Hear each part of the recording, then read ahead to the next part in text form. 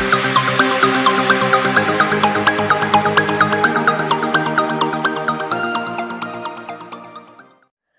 Everyone, स्वागत है आपका अपने यूट्यूब चैनल द स्टडी अड्डा में। फ्रेंड्स, आज के वीडियो में हम रेलवे एनटीपीसी के एग्ज़ाम में पूछे गए प्रश्न यानी प्रीवियस ईयर क्वेश्चन को डिस्कस करेंगे, जो आने वाले एनटीपीसी एग्ज़ाम के लिए बहुत महत्वपूर्ण साबित होगा। इस प्रीवियस ईयर क्वेश्चन को लाने का पर्पज़ है कि हमें पता हो कि किस प्रकार के प्रश्न पूछे जाते हैं। साथ ही सभी एग्ज़ामों में देखा जाता है कि प्रीवियस ईयर क्वेश्चन से रिलेटेड क्वेश्चन ही पूछे जाते हैं, थोड़ा बहुत इधर उधर बदलाव हो सकता है। तो फ्रेंड्स, आज हम इस वीडियो में ज्योग्राफी से आए हुए प्रीवियस ईयर क्वेश्चन को डिस्कस करेंगे। इससे पहले वाले वीडियो में हमने ज्योग्राफी के previous year question part 1, part 2, part 3, part 4, part 5 को डिस्कस किया और आज का हमारा टॉपिक ज्योग्राफी पार्ट 6 होगा, जिसमें सभी ज्योग्राफी प्रीवियस ईयर क्वेश्चन को डिस्कस किया गया है। तो फ्रेंड्स, अगर आपने ज्योग्राफी के प्रीवियस ईयर क्वेश्चन पार्ट 1 से पार्ट 5 को वीडियो नहीं देखा है तो आप एक बार मेरे चैनल के थ्रू अवश्य देख लें। इस वीडियो का लिंक मैंने डिस्क्रिप्शन में दे दिया है। तो फ्रेंड्स, आज के वीडियो के पीडीएफ आप मेरे टेलीग्राम ग्रुप से डाउनलोड कर सकते हैं। टेलीग्राम ग्रुप का लिंक मैंने डिस्क्रिप्शन में दे दिया है, तो लिंक पर क्लिक करके टेलीग्राम ग्रुप को ज्वाइन कर लें। तो चलिए वीडियो को स्टार्ट करते हैं। तो फ्रेंड्स, आज ज्योग्राफी का हमारा पहला टॉपिक है वो पृथ्वी एक परिचय। तो पृथ्वी एक परिचय से हम लोग देख लेते हैं कितने क्वेश्चन पीछे पूछे गए हैं आरआरबी एनटीपीसी के एग्ज़ाम में। तो पृथ्वी एक परिचय से पहला हमारा प्रश्न जो है पूछा गया वो है, हमारे ग्रह धरती का नाम किस भाषा से उत्पन्न है। तो हमें इस पे बताना है कि ग्रह जो धरती है वो किस भाषा नाम से उत्पन्न है। तो हमारा ग्रह धरती का नाम जो है वो अंग्रेजी भाषा से उत्पन्न है, तो हमारा ऑप्शन नंबर सी सही हो जाएगा, अंग्रेजी। इसकी व्याख्या दिया हुआ है, पृथ्वी को छोड़कर सौरमंडल के सभी ग्रहों का नाम ग्रीक या रोमन भाषा से उत्पन्न है, पृथ्वी का नाम अंग्रेजी भाषा से उत्पन्न है। तो फ्रेंड्स, ये ध्यान देख लीजिएगा कि पृथ्वी को छोड़कर जितने भी सौरमंडल के ग्रह हैं वो सभी ग्रहों का नाम जो है वो ग्रीक या रोमन भाषा से उत्पन्न है। अगला प्रश्न देख लेते हैं। अगला प्रश्न है, निम्नलिखित में से किस ग्रह का आकार पृथ्वी के आकार के निकट है। तो हमें बताना है कि वो कौन सा ग्रह का आकार है जो पृथ्वी के आकार के निकट है। तो हमारा वो ग्रह जो है वो वीनस ग्रह है, तो हमारा ऑप्शन नंबर सी सही हो जाएगा, वीनस। व्याख्या दिया हुआ है, शुक्र का ग्रह आकार पृथ्वी के आकार के समान है। इसके अतिरिक्त शुक्र ग्रह का द्रव्यमान भी पृथ्वी के समान है। तो ये देख लीजिएगा फ्रेंड्स, शुक्र ग्रह का आकार जो है वो पृथ्वी के आकार के समान है और शुक्र ग्रह का द्रव्यमान भी पृथ्वी के समान है।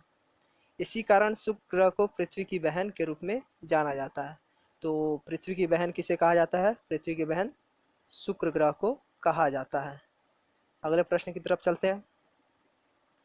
अगला प्रश्न है, पृथ्वी के अध्ययन को डैश के नाम से भी जाना जाता है। तो हमें बताना है कि पृथ्वी के अध्ययन को किस नाम से जाना जाता है। तो पृथ्वी के अध्ययन को भूगर्भ शास्त्र के नाम से जाना जाता है। तो हमारा ऑप्शन नंबर डी सही हो जाएगा, भूगर्भ शास्त्र।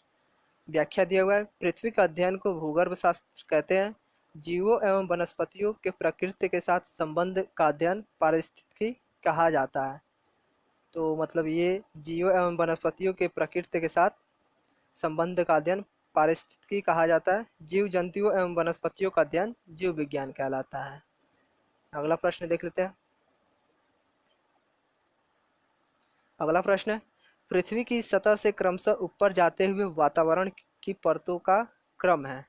तो हमें इसमें क्रम लगाना है, जो पृथ्वी की सतह से ऊपर जाते हुए वातावरण की परतों का क्रम हमें लगाना है। तो पहले नंबर पे जो आता है वह सबको मालूम है, क्षोभ मंडल आता है, दूसरे पे समताप मंडल, तीसरे पे मध्य मंडल और चौथे पे ताप मंडल। तो ये हम देख लेते हैं ये कौन सा ऑप्शन में दिया हुआ है। तो पहले पे क्षोभ मंडल आता है, तो ये हमारा सीधे ही क्लियर हो जा रहा है कि हमारा ऑप्शन नंबर डी सही हो जाएगा। तो अब हमारा ऑप्शन नंबर डी सही है। इसकी व्याख्या देख लेते हैं। व्याख्या दिया हुआ है, ताप एवं वायु दाब के आधार पर वायुमंडलीय परतों को धरातल से ऊपर की ओर विभाजित स्तरों का क्रम इस प्रकार है। क्षोभ मंडल धरातल से 12 किलोमीटर, समताप मंडल 12 से 50 किलोमीटर, मध्य मंडल 50 से 80 किलोमीटर, आयन मंडल 80 से 640 किलोमीटर और बहिर्मंडल जो है वो 640 किलोमीटर से ऊपर है। अगले प्रश्न देख लेते हैं। अगला प्रश्न है, पृथ्वी के बाह्य पटल पर उपलब्ध दूसरा सबसे प्रचुर तत्व है। तो हमें इसमें जो पृथ्वी के बाह्य पटल पर उपलब्ध दूसरा सबसे प्रचुर तत्व बताना है। तो वो जो उपलब्ध दूसरा सबसे प्रचुर प्रचुर तत्व है वो सिलिकॉन है। तो पृथ्वी के बाह्य पटल पर उपलब्ध दूसरा सबसे प्रचुर तत्व सिलिकॉन है। तो हमारा ऑप्शन नंबर डी सही हो जाएगा। इसकी व्याख्या है, पृथ्वी के बाह्य पटल या भूपर्पटी पर उपलब्ध दूसरा सबसे प्रचुर तत्व सिलिकॉन है, 27.69% है, जबकि ऑक्सीजन 46.71% है, जो सर्वाधिक मात्रा में पाया जाता है। अगले प्रश्न की तरफ चलते हैं।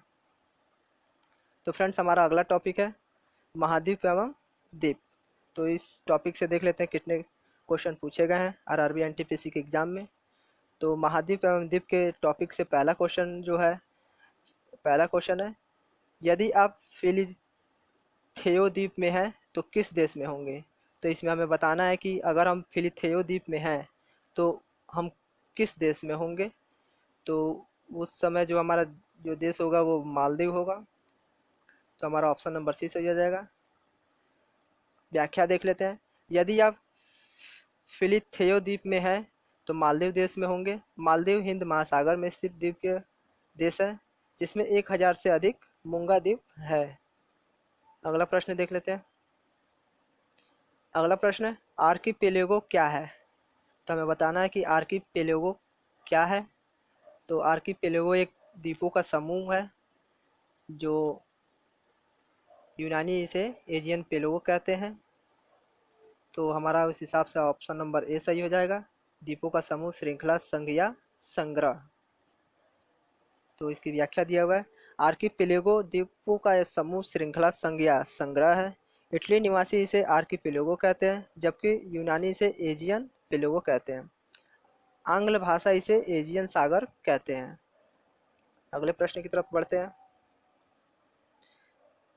अगला प्रश्न नहीं है, हमारा अगला टॉपिक है। तो हमारा अगला टॉपिक जो है वो पर्वत है। तो फ्रेंड्स देख लेते हैं पर्वत टॉपिक से कितने क्वेश्चन आरआरबी के एनटीपीसी के एग्जाम में पूछा गया है।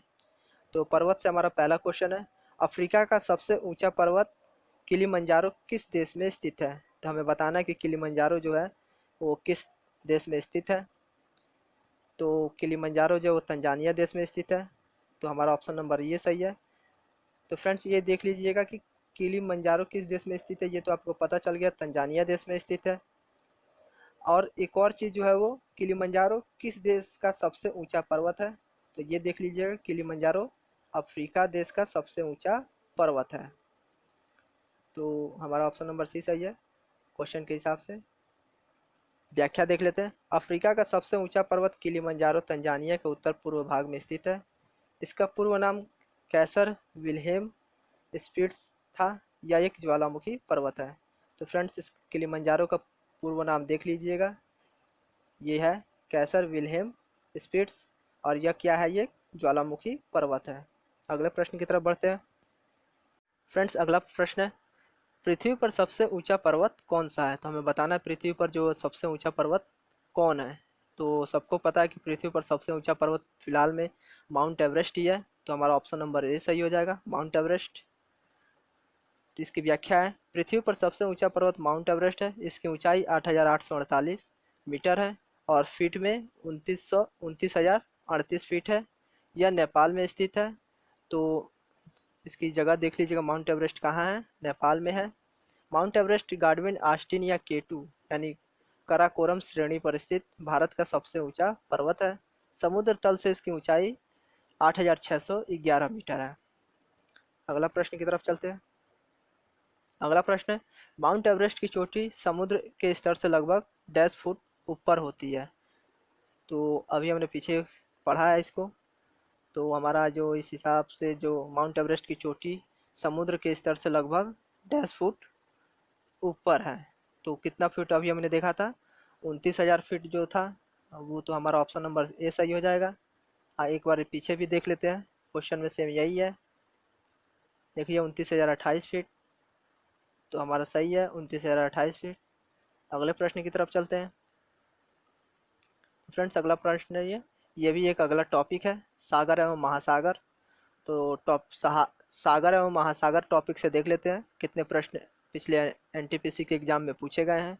तो सागर एवं महासागर का पहला क्वेश्चन है, मरियाना ट्रेंच किस महासागर में स्थित है। तो हमें बताना है कि मरियाना ट्रेंच किस महासागर में स्थित है। तो मरियाना ट्रेंच जो है वो प्रशांत महासागर में स्थित है। तो हमारा ऑप्शन नंबर बी सही हो जाएगा, प्रशांत महासागर। इसकी व्याख्या है, मरियाना या चैलेंजर गर्त प्रशांत महासागर के पूर्व भाग पर चाप आकार में फैला है। तो व्याख्या बढ़िया से देख लीजिएगा कि मरियाना या चैलेंजर, तो मरियाना को चैलेंजर भी कहा जाता है। प्रशांत महासागर के पूर्व भाग पर चाप आकार में फैला हुआ है। किस आकार में फैला हुआ है? चाप आकार में फैला हुआ है। इसकी उत्पत्ति प्लेटो के छेपड़ से हुई है। तो प्लेटो के छेपड़ से हुई है। इसकी अनुमानित गहराई जो है 11,033 मीटर है। यह विश्व का सबसे गहरा गर्त है। तो मरियाना जो गर्त है वो विश्व का सबसे गहरा गर्त है, जिसकी गहराई 11,033 मीटर है। अगले प्रश्न की तरफ चलते हैं। अगला प्रश्न है, स्वेज नहर भूमध्य सागर को किस सागर से जोड़ती है। तो हमें बताना है स्वेज नहर भूमध्य सागर को किस नगर से जोड़ती है। तो स्वेज नहर जो है भूमध्य सागर को लाल सागर से जोड़ती है। तो हमारा ऑप्शन नंबर बी सही हो जाएगा, लाल सागर। इसकी व्याख्या देख लेते हैं। स्वेज नहर भूमध्य सागर को लाल सागर से जोड़ती है। यह मिस्र के सिनाई प्रायद्वीप में बनाई गई विश्व की सबसे बड़ी कृत्रिम नहर है। तो फ्रेंड्स ध्यान दीजिएगा, लाल सागर जो है वो विश्व की सबसे बड़ी कृत्रिम नहर है। ये कृत्रिम नहर है। इसकी लंबाई 164 किलोमीटर है, चौड़ाई 300 मीटर है। इस नहर को वर्ष 1969 में जहाज़ों के आवागमन हेतु खोला गया था।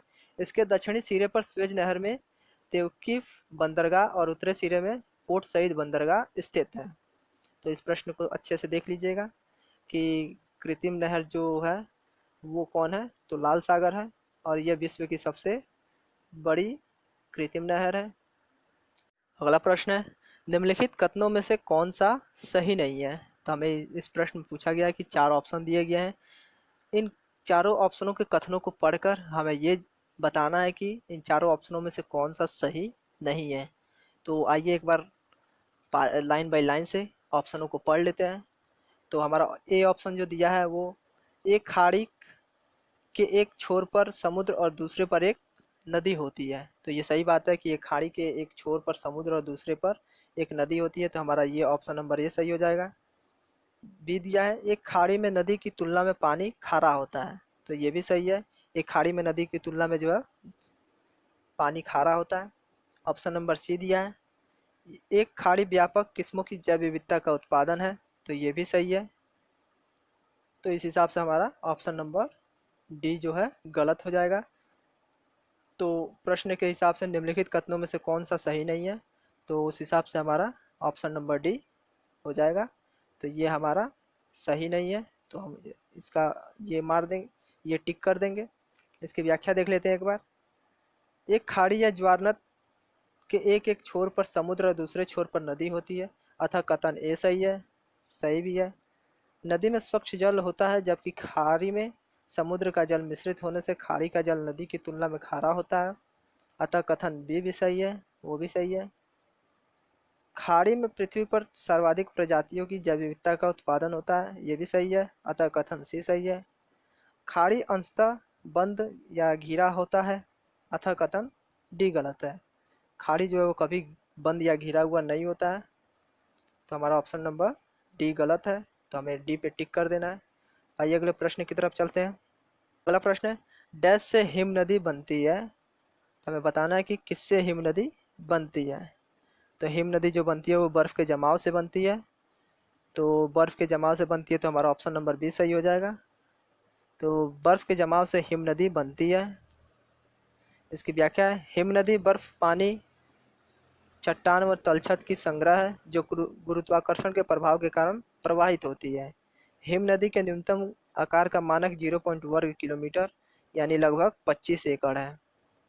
अगले प्रश्न की तरफ चलते हैं। अगला प्रश्न है, न्यूजीलैंड में कौन से रंग सुनामी चेतावनी संकेतों के लिए इस्तेमाल किए जाते हैं। तो इस प्रश्न में हमें बताना है कि न्यूजीलैंड में वो कौन सा रंग है जो सुनामी चेतावनी संकेतों के लिए इस्तेमाल किए जाते हैं। तो वो जो रंग है वो सफ़ेद और नीला है। तो हमारा ऑप्शन नंबर ए सही हो जाएगा, सफ़ेद और नीला। इसकी व्याख्या है, न्यूजीलैंड में सफ़ेद और नीला रंग सुनामी चेतावनी संकेतों के लिए इस्तेमाल किए जाते हैं। तो आइए अगले प्रश्न की तरफ अब चलते हैं। अगला प्रश्न है, नीचे 4 शब्द दिए गए हैं जिसमें से 3 कुछ रूप से समान है और एक शब्द अलग है, कौन सा शब्द बाकियों से अलग है। तो इन चारों ऑप्शनों में से हमें देखना है कि इनमें से कौन 3 शब्द जो है वो समान है और इनमें से एक अलग है। तो हमें ये देखना है। तो आइए एक बार पढ़ लेते हैं ऑप्शन को। तो ऑप्शन ए दिया है मीनार, बी दिया है सागर, सी दिया है घाटी और डी दिया है पहाड़। तो हमारा ऑप्शन देखने से लग रहा है कि सागर भी, घाटी और पहाड़ ये तीनों एक समान है क्योंकि ये सब एक ही है, और मीनार जो है वो अलग है। तो हमारा ये सबसे अलग हो जाएगा मीनार। तो हमारा ऑप्शन नंबर ए सही हो जाएगा, मीनार। तो हमारा ऑप्शन नंबर ए सही हो जाएगा, मीनार। तो आइए इसकी व्याख्या देख लेते हैं। मीनार इस्लामी स्थापत्य कला की प्रमुख विशेषता है। तो मीनार इस्लामी स्थापत्य की कला की प्रमुख विशेषता है और यह मानव निर्मित है, जैसे कुतुब मीनार। सागर, घाटी एवं पहाड़ प्राकृतिक है। अगला टॉपिक है हमारा, विश्व की नदियाँ एवं उनके किनारे बसे शहर। तो इस टॉपिक से हमें देख लेना है कि पिछले एग्जाम में कितने प्रश्न पूछे गए हैं। तो हमारा पहला क्वेश्चन है इस टॉपिक का, डैश नदी के नीचे पाई जाने वाली जलवाही हमजा नदी लगभग डैश नदी के समान लंबी है। तो हमें ये बताना है कि जलवाही हमजा नदी कौन से नदी के समान लंबी नदी है। तो वो नदी है अमेजॉन नदी। तो हमारा ऑप्शन नंबर ए सही हो जाएगा, अमेजॉन। इसकी व्याख्या है, अमेजॉन नदी नीचे पाई जाने वाली जलवाही हमजा नदी लगभग अमेजॉन नदी के समान लंबी है। हमजा नदी जमीन से 700 से 1400 किलोमीटर की गहराई में स्थित है। इस नदी की खोज भारतीय मूल के डॉक्टर विलियम मंथल हमजा ने किया था, जिनके नाम पर इस नदी का नाम हमजा रखा गया है। तो फ्रेंड्स ये देख लेना है कि हमजा नदी की जलवायु हमजा नदी की खोज किसने की थी। तो डॉक्टर विलियम मंथल ने की थी। चलिए अगले प्रश्न को देख लेते हैं। अगला प्रश्न है, विश्व का सबसे ऊंचा पुल मिलाव व्याडक्ट किस नदी पर स्थित है। तो हमें बताना है कि विश्व का सबसे ऊंचा पुल मिलाव व्याडक्ट कौन से नदी पर स्थित है। तो वो जो नदी है वो टॉर्न नदी है। तो विश्व का सबसे ऊंचा पुल मिलाव व्याडक्ट टॉर्न नदी पर स्थित है। तो हमारा ऑप्शन नंबर बी सही हो जाएगा, टॉर्न नदी। इसकी व्याख्या है, अपनी संरचनात्मक ऊंचाई की दृष्टि से विश्व का सबसे ऊंचा नदी पुल जो 1125 फीट है, मिलाव वायडक्ट टर्न नदी के फ्रांस में स्थित है। नदी तल से विश्व का सबसे ऊंचा 1854 फीट पुल वेईपान नदी पर ड्यूज पुल है, जिसका निर्माण चीन द्वारा किया गया है। तो फ्रेंड्स इसकी व्याख्या सही से देख लीजिएगा। अगला प्रश्न है, विक्टोरिया झरना डैश में स्थित है। तो विक्टोरिया झरना कहाँ स्थित है। तो विक्टोरिया झरना जो अफ्रीका में स्थित है। तो हमारा ऑप्शन नंबर डी सही हो जाएगा, अफ्रीका। इसकी व्याख्या है, विक्टोरिया जलप्रपात दक्षिण मध्य अफ्रीका में जाम्बिया जिम्बाब्वे सीमा पर जाम्बेजी नदी पर स्थित है। इसे वर्ष 1989 में विश्व विरासत सूची में शामिल किया गया था। तो ये देख लीजिए कि इसे यूनेस्को यानी विश्व विरासत सूची में कब शामिल किया गया था। तो 1989 में शामिल किया गया था।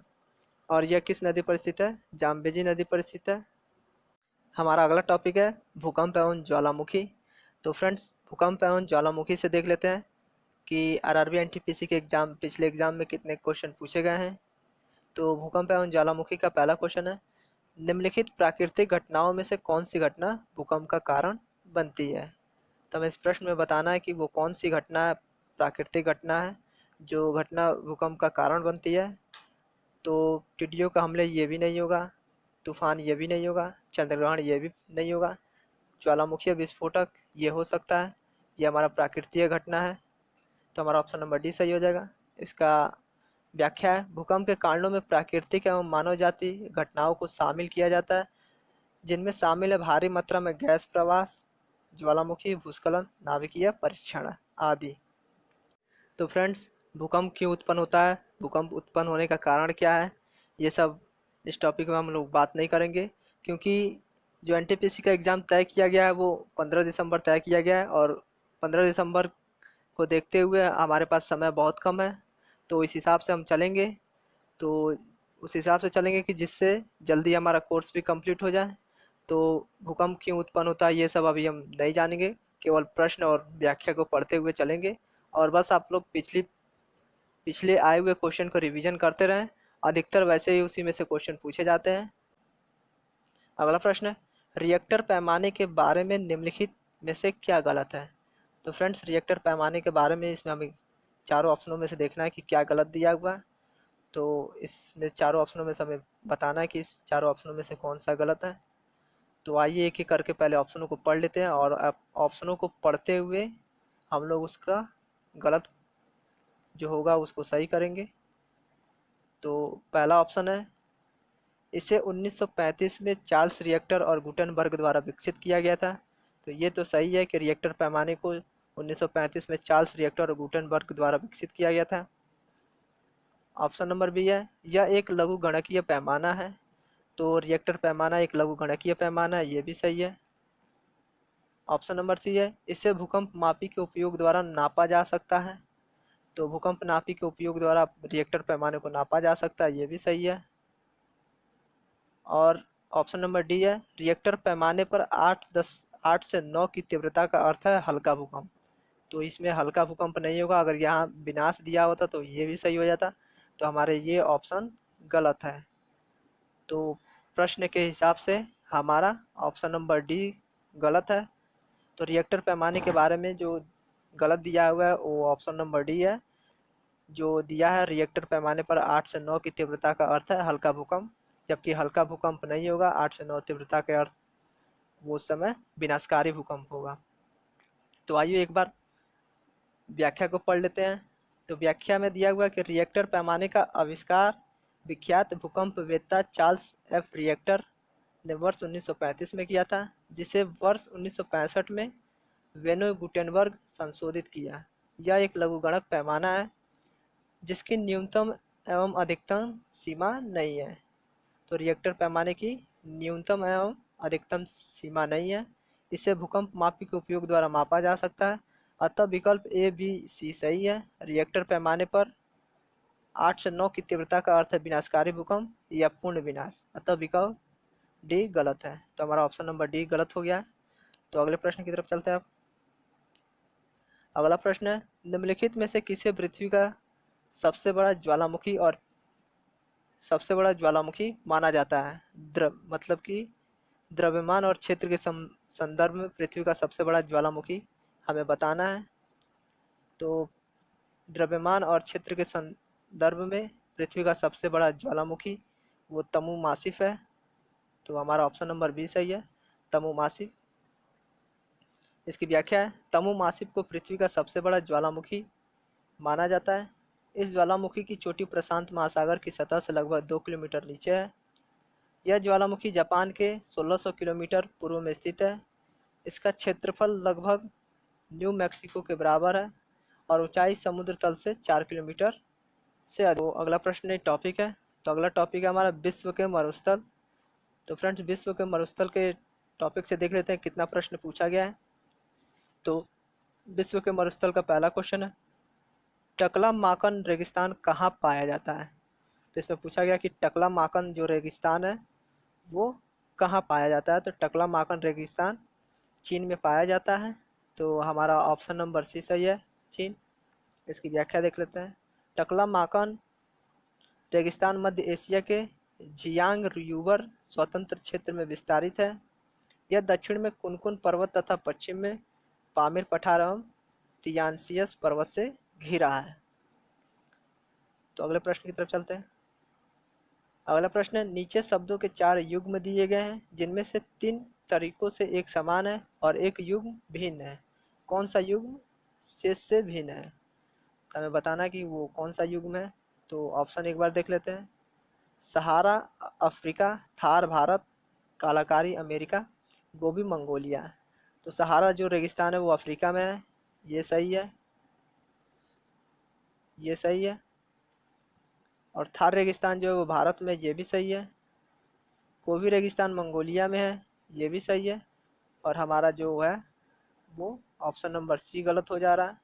तो ये जो है ये युग्म ये सबसे भिन्न है, तो ये भिन्न है, तो हमारा ऑप्शन नंबर सी सही हो जा रहा है। कालाहारी अमेरिका सबसे भिन्न है। आइए इसकी एक बार व्याख्या देख लेते हैं। सहारा रेगिस्तान अफ्रीका में, थार रेगिस्तान भारत में तथा गोबी रेगिस्तान मंगोलिया में, जबकि कालाहारी रेगिस्तान दक्षिण पश्चिम अफ्रीका में है। और ऑप्शन में दिया हुआ था कालाहारी अमेरिका में, तो ये भिन्न हो जा रहा था इस वजह से। तो जबकि कालाहारी रेगिस्तान दक्षिण पश्चिम अफ्रीका में लगभग 9 लाख वर्ग किलोमीटर में विस्तृत है। तो फ्रेंड्स, अगर वीडियो अच्छा लगा तो लाइक कमेंट जरूर कर दें, साथ ही चैनल को सब्सक्राइब करके वीडियो को शेयर भी कर दें। धन्यवाद।